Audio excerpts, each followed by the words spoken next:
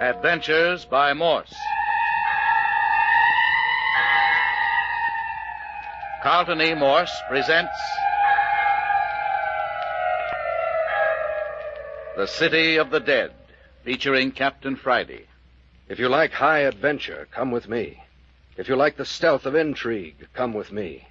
If you like blood and thunder, come with me.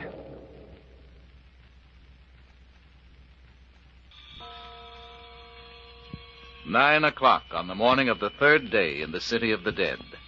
The most harrowing night in the lives of Phyllis Carroll and Jimmy Parker is past. During this night of terror, the following incidents have taken place. Captain Friday has disappeared.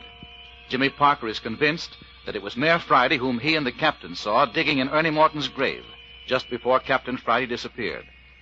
One of the black pearls belonging to the collection of Theodore Beverly, Phyllis's grandfather, was found under her pillow.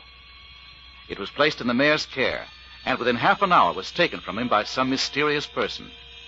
Then, in conclusion, the inmates of the mayor's cottage, including Jimmy, Phyllis, old Dr. Tuner, and the mayor, watching the dawn break from one of the windows, saw old Clawfoot captured and carried off by someone unrecognizable in the dim light. But the night is behind them. The warm morning sun has become a tonic to the shattered nerves of the group and has done much to dispel the terror of the night hours. Phyllis alone is still abed with her wounded shoulder. Jimmy. Well, hello there, sleepyhead. Good morning. Jimmy. Lie down, Philly. You hurt your shoulder. Oh. See? I told you. Now you lie still. I forgot. Jimmy, is everything all right? Right as rain. But old Clawfoot was kidnapped. All the better. We don't have to worry about him anymore. I just remember you saying that, and then I guess I went back to sleep. What happened after that? Not a thing. Dr. Tuner and Mayor Friday went out, but they couldn't find a trace of anything. Clawfoot and whoever captured him had vanished. How long have I been asleep, Jimmy? 4 hours. It's just past 9 now. I feel an awful lot better now. Hungry? Mm-hmm. Oh, gee, Phil, it's good to hear you laugh again. It seems ages since we've had anything to laugh at. Well, things are going to be all right now, aren't they, Jimmy? I don't know, Phil. I hope so. What's the matter? Has something else happened? No, thank heavens, no. But everything is just as mixed up as it was last night. Just doesn't seem so bad in the daylight. Oh. And, Phil... What is it, Jimmy? I hate to tell you. I suppose I ought to. Oh, of course you should. Everything. Well, the mayor called up the police station in the city this morning. Jimmy. I tried to try to get him not to do it, and so did Dr. Tuner. Well, does that mean we've got to go to jail? I don't know. I didn't hear what he said on the phone, but, well, you know how he feels toward me. Well, don't you worry about it. I know you haven't done anything. They can't lock you up. They can't. I know. They can make it awfully hot for us, Phyllis. We did dig in Ernie Morton's grave, and the next morning Bert Arnold's body was found buried there. How can we possibly prove that we didn't murder Bert? Where are Dr. Tuner and the mayor now? Well, the mayor's gone down into the City of the Dead. Dr. Tuner was out in the kitchen just a minute ago. I suppose he stepped outside. Anyway, Jimmy, if the police do come, we won't have to spend another night in this terrible place. We wouldn't anyway. Oh, I hate Mayor Friday. He's been antagonistic toward us ever since we first came here asking for help. He's got an awful guilty conscience or something. Do you suppose he's been looking for the pearls himself? That would explain why he'd be jealous of us. Dr. Tuner must be in on it, too, then. Oh, no, I'm sure he's not. He's so friendly and gentle. I don't think he knows anything about what the mayor's been up to. How could he help it? Hasn't he been coming down to the City of the Dead for the last 20 years? To visit his old patients buried here, he says. Yeah, and I reckon that's the truth, too, son. Hey. Dr. Tuner. How long have you been standing there listening? No, Parker. Ain't no use to get all worked up on a nice sunshiny morning like this. Well, just the same, you had no business eavesdropping. Parker, I reckon you've got a lot to learn. It ain't always the best policy to jump at conclusions. You're young yet. Someday you'll find out diplomacy is a mighty fine trait to cultivate. Well, facts are facts. Yeah, I reckon they are, my boy. Just the same, I venture to say that 3/4 of your trouble here has been of your own making. What do you mean? I mean, you should have done your best to make the mayor like you instead of irritating and badgering him. You ain't had any considerations from his feelings right along. So why should he bother to think anything but the worst about you? But I've never accused Mayor Friday of anything that wasn't perfectly apparent on the surface. No, of course you haven't. Neither has he suspected you of anything that didn't look almighty queer. Yeah, but I told the truth. Yeah, I reckon you did. That ain't the point. You've made the mayor dislike you all along. Now, when there comes a time when you want him to trust and believe in you, he naturally turns against you. What time will the police be here? Oh, I don't reckon there'll be anyone down before afternoon. Is he going to turn Phyllis and me over to him? Yeah, the mayor don't do much talking, not even to me. But you don't think we've done anything wrong, do you, Dr. Tuner? Well, I calculate I'd rather not say what I believe, Miss Carroll. But say now, I've been standing here lecturing you two when I come in to see about breakfast. Hot cake batter's all mixed up and the skillet's piping hot. Hot cakes. Are they the sour milk kind? I reckon sour milk hot cakes are the only real hot cake there is. Oh, I adore them. Oh, come on, Jimmy. You are hungry, aren't you? No, I suppose so.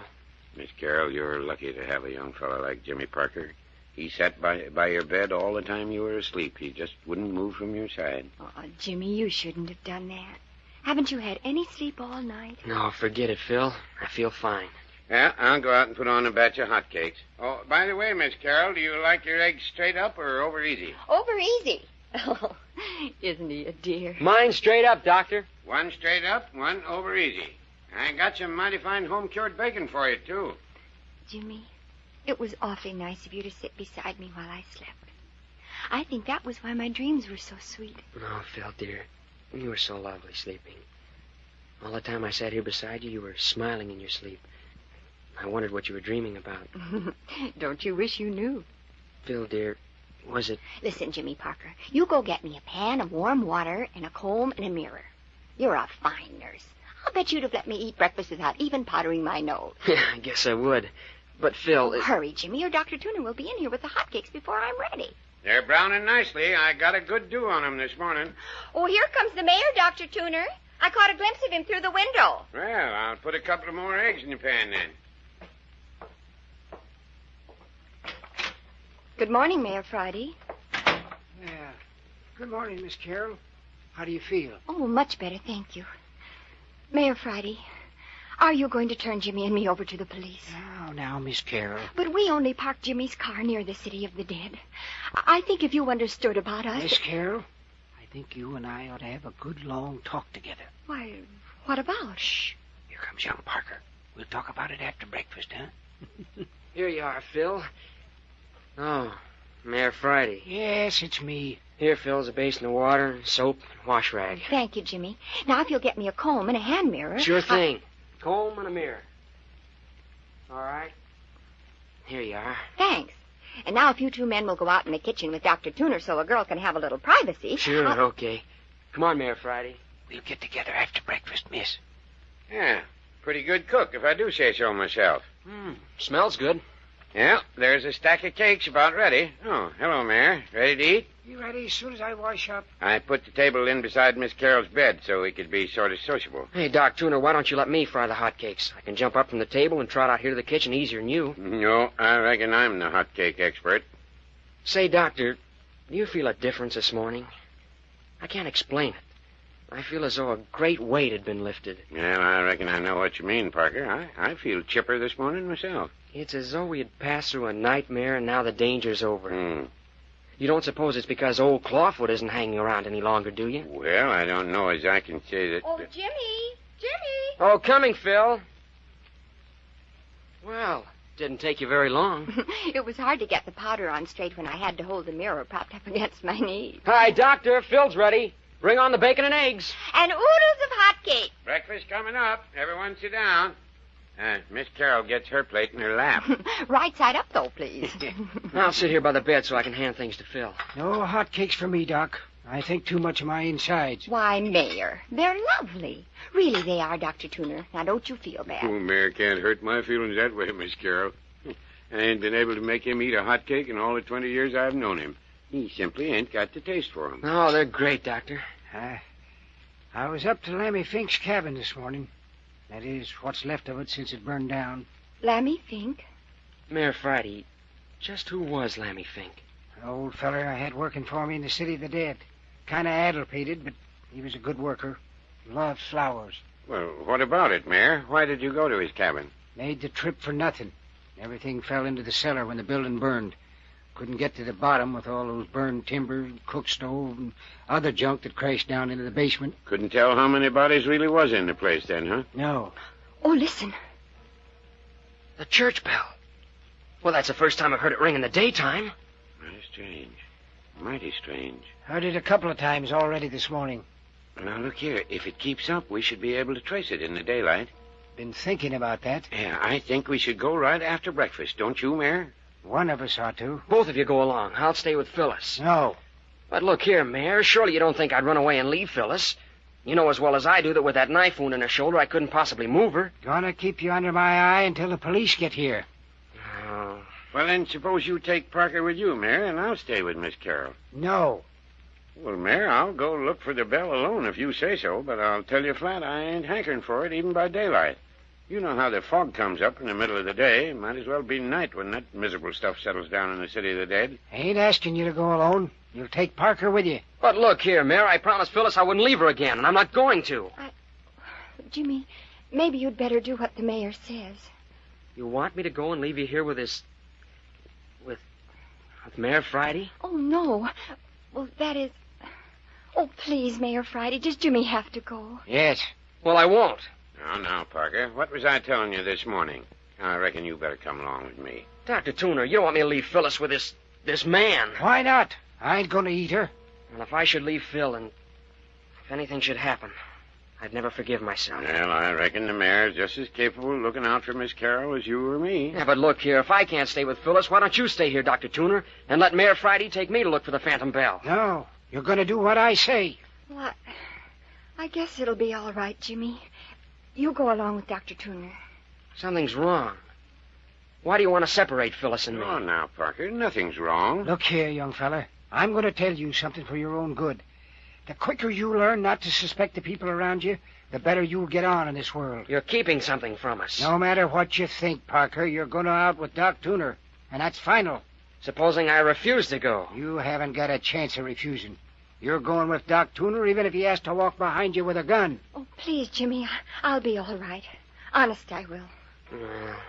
I don't like it. Well, I reckon you're Hello, what in Tunket made that shadow? Where's the sun? Gone behind a cloud, I suppose. No, 'tain't. It's the fog coming in. What, already? Saw it coming from way off when I was up at Lammy Fink's cabin. Yeah, looks as though we're going to hunt that church bell in the fog. Shouldn't have no trouble if it keeps a ringing the way it has been. Oh, dear. And I was feeling so much better. More hotcakes, Parker? No more. What about you, Phil? No, thank you. Mighty skinny appetites. Well, if everybody's finished, let's just carry the table back into the kitchen. Grab a hold there, Mary. Yeah. As soon as we get the dishes stacked, Parker and I'll go on down to the old church. Look here, Phyllis. If you're afraid to stay here alone with Mayor Friday, you just say the word and I won't go. That gun business is all hooey. Dr. Tuner wouldn't shoot anybody. No, Jimmy, you go ahead. It'll be all right. Really, it will. Only, well, I wish this fog wasn't settling down on us again. It makes me cold inside just to think of it. Listen, Phil. I found this knife out in the kitchen. Jimmy! It's the one you were stabbed with. Oh, take it away. No, Phil. Take it under the cover with you. Oh, no, I don't want it. Don't let Doc or the mayor hear. Please take it. Hide it under the covers. I'll feel a lot better if I know you've got something to protect yourself with. I hate the sight of it.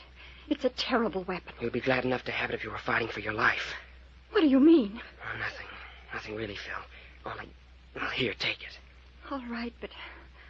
Why, what an ugly handle. Quick, put it under the covers and don't tell anyone. Oh, I hate it. There. Now, if anyone gets funny, you can carve your initials on him.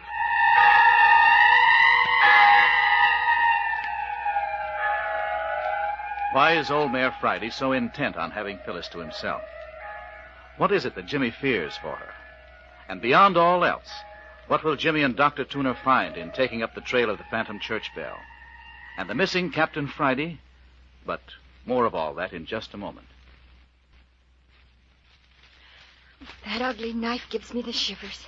I won't rest a bit while it's under the covers with me. Use it if it's necessary. Here's something else. What is it? A whistle.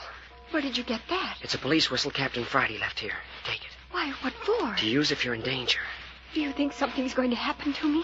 Not if I can help it. But But with this knife and the whistle... I don't want to frighten you, Phyllis. Honest, I don't know of a single thing that might happen. But, well, you know what a time we've had so far. Yes, I know. Well, and you take this whistle. If you get suspicious that things aren't going right, or you become frightened, you just blow this police whistle as hard as you can. You'll be surprised how far it'll carry. Do you think you could hear it anywhere in the city of the dead? I think so. Anyway, we won't be out of range of it very long.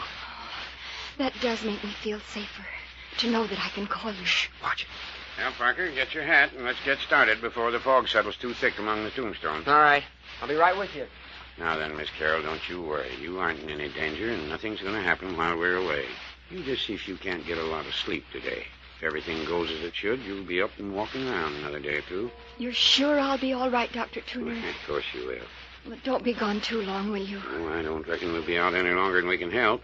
Mayor, you're going to take good care of Miss Carroll now, ain't you? I reckon me and Miss Carroll are going to get on right smart, ain't we, miss? Oh, yes. Yes. Me and her got a lot of things to talk about. Well, don't get so interested talking you forget about your job as nurse, Mayor. Well, I'm ready, Dr. Tuner. All right, Parker. Goodbye, Phil. Remember, don't take any chances, will you?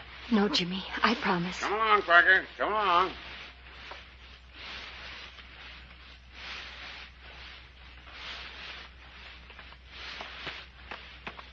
Look there, Dr. Tuner. There's Ernie Morton's grave just ahead. Let's look at it a minute. It's getting pretty foggy, Parker. We ought to keep moving. It won't take but a minute. Look here, Doctor. See, this is where Captain Friday and I were lying just before he sneaked over to the grave. You can still see the impression of my body in the grass. Looks so, all right, son. Of course it's so. If that bell keeps ringing like this, we shouldn't have any trouble following it. Look here at the grave, Doc. Oh, come along, boy. Come along. But I want to prove to you that the grave was opened last night. Yeah, how will you do that, Parker? Here. Look at this piece of sod turned upside down. Yeah, what's that prove? Look. The grass is still fresh and green when I turn it over. If that sod had been lying bottom side up since Captain Friday opened the grave 3 nights ago, the grass would have wilted, wouldn't it? I reckon you're right, son. Of course the grave was opened last night. You know what I think? Yeah, come along. You can talk as we're moving along. I think that it was Mayor Friday himself digging in that grave. Well, that ain't nothing new. You've been intimating that that's what you thought right along. Well, I never came right out and said it before. Yeah, there's the old church looming up down there through the fog. You must be getting near the bell. Doesn't sound much closer, though. What sort of woods are those behind the church? Oh, hardwood, mostly. Oak and beech, I reckon. Shall we go on down to the church and make that our starting point? All right. Hey, what do you keep cocking your ears back toward the house for, Parker? You can't hear anything down here. Don't know. Thought I might. That's a queer thing to say. What do you expect to hear this far off? Oh, never mind. Well, where are we going to look for this bell? Well, I reckon the best thing we can do is sneak down there alongside of the church and just sit and wait till we hear it. That'll give us a clue to work from. Yeah, but we might sit all day. Hey, there you are now. Listen. Gosh, can't tell anything about it, can you? Don't seem to come from any direction at all. That's a fact. Listen. Seems to be coming from the church, don't you think? Well, it ain't possible. The mayor and I gave the place a good going over, and so did Captain Friday, and the bell ain't in the ruins. Listen. Stopped again. Look, Parker, I've sort of had an idea that bell might be out there in the woods in back of the church. What do you think? Well, maybe. Sounded in the church to me. Well, now, just supposing it was hanging out on a limb of a tree in the woods and was swinging free. The wind could blow it or rock the tree, and it'd ring soft-like off and on, just like it has been. But what would a bell be doing up in a tree? Well, there ain't any explaining a good many things down here in the city of the dead these days. Well, why these long waits between the ringing? Sometimes it's been hours. Well, perhaps there hasn't been enough wind to ring it. Well, there's as much breeze now as there was a moment ago when the bell was ringing, and that isn't any. Well, there she goes again. Now, listen careful and try to place the direction the sound's coming from. Just the same as before. I'd say the church. It does sound so. But it can't be, I tell you. Still, if it was out in the open, we ought to be able to walk right straight toward where it's ringing. Well, are we going to stand here all day, or are we going to scout around and see what we can find? Yeah, this dead burn fog would have to come down just now. Danged if I know which way to turn. Look here, Dr. Tuner. Let's go inside the church and listen. Maybe we'll get some clues that way. Might as well, I guess. Ain't no good standing around out here getting fog in your ears and throat and down your neck, you pesky stuff. Up in San Francisco, I rather like the fog. This is miserable stuff down here, all right. I've hated it ever since I can remember. Decayed atmosphere, that's what fog is to me. A nice day that's begun to rot. That's a pleasant thought. I can't help it. I always get the grumps and the creeps and the sniffles in the fog. Worst nightmare I ever had was about fog. Well, here we are. We might as well go in.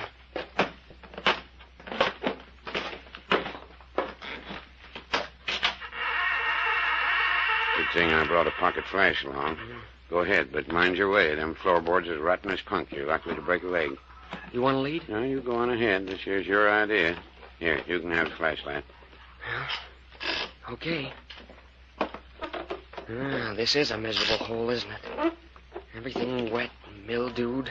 Shh. Why, the bell's fainter in here than it was outside. I reckon I was right after all. Quick, let's get outside. Now we're getting somewhere. Hey, look out where you're going, fella. You'll go through the floor. Come on, Doc. Come on. Oh! Parker, are you hurt? Parker, are you hurt? Answer me. Parker, you got the flashlight. Turn it on. Parker, answer me. Answer me. Doctor! Dr. Tuner, don't carry on so. I'm all right. All right. Well, then why in Tunket was you making them ghastly groans? That wasn't me, Doc. Wasn't you? No, there's someone else down here. I'm looking for my flash. I dropped it when I went through the floor. You say there's somebody else down there? Hey, Doc, stop asking questions and come and help me. I'm down in the basement. There must be a door to the outside someplace. Basement? By George, that's right. This place has got a basement. Well, go outside and see if you can find a door to it. It's blacker than pitch down here, and something's down here with me. The door to the basement's right outside. I'll be right with you. Oh, what a noise. Oh, blame it all. Where'd I drop that light? Doc ever gets that door. Hi there, Parker. Can you hear me? Yes. What's the matter? Is the door locked? All right, the hinge is rusted so bad I'll have to break the door down. Are you still all right? Yes. Hurry and break it in. I can't find my flashlight. Oh, this groaning is getting on my goat. Well, hang on. I got a piece of timber for a battering ram. Well, go to it, Doc. Oh, this is great. The bell! Hey, Doc, the bell! Hurry, Doctor, I discovered something. Dr. Tuner, I found the bell. The phantom church bell's here in the basement. Parker, are you crazy? No, I'm not. Here's my flashlight. There. There's your church bell. Look there in the corner. Yeah, a man bound and gagged. Come on, Doc. Oh, so that's where them groans come from. You know him? No. Never saw him before in my life. Here, help me untie him. Hey, look at here. He ain't only bound and gagged, he's roped to this 2x4 in the wall. They weren't taking any chance on his getting away. Poor chap. Mighty near dead. He's unconscious, isn't he? What's the matter with him? Well, it looks mostly like starvation, but there's a bad lump here on his head. We'll have to carry him up to the house. Yeah, and mighty quick, too. He'll die on our hands. His heart ain't showing much signs. Stand aside, Parker. Look here at this old bell, Doctor. Standing here on its rack. Just swings clear of the floor. I can't figure out what made it ring, Parker. I've got it. This man was ringing it. It was the only way he could call for help. Look here, Doctor. See, he was tied to this 2x4. When he stretched out his bound feet just as far as he could reach, the tip of his toe would just touch the rim of the bell. He'd give it a shove, and the bell would ring a few strokes. By criminy, Parker. And then he'd probably have long spells of unconsciousness on account of this crack on the head. That'd account for the spells of silence. Now then, you ready? There, you take his shoulders and I'll take his knees here. All right. Let's go. Careful. Bump his head on the door, Jan. Yeah, all clear. What'll we do? Leave the bell as it is? Sure, Parker. Ain't nobody gonna touch it. Just strike off through the tombstones and keep on the grass. It's easier walking. Poor guy. Looks more like a corpse than a living man. Yeah, so that was the answer to the phantom bell. No wonder we couldn't locate where the sound was coming from. By the time it got outside the cellar walls, the sound was so broken it seemed to come from everywhere. Funny you or the mayor didn't think of looking in the basement when you came down here 3 nights ago. Yeah, is it? Did you think of looking in the basement for a ringing church bell? Had to fall right in on top of it before you got the idea, didn't you? Just call out if you want to rest. Well, he's not heavy. Well, if we knew as much about old Clawfoot as we do about the bell... The whistle!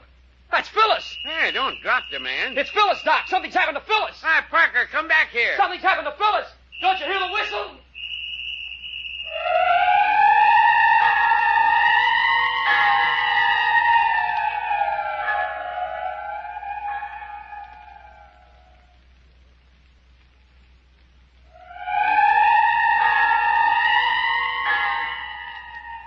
You have just heard the 9th episode of The City of the Dead, written for radio by Carlton E. Morse.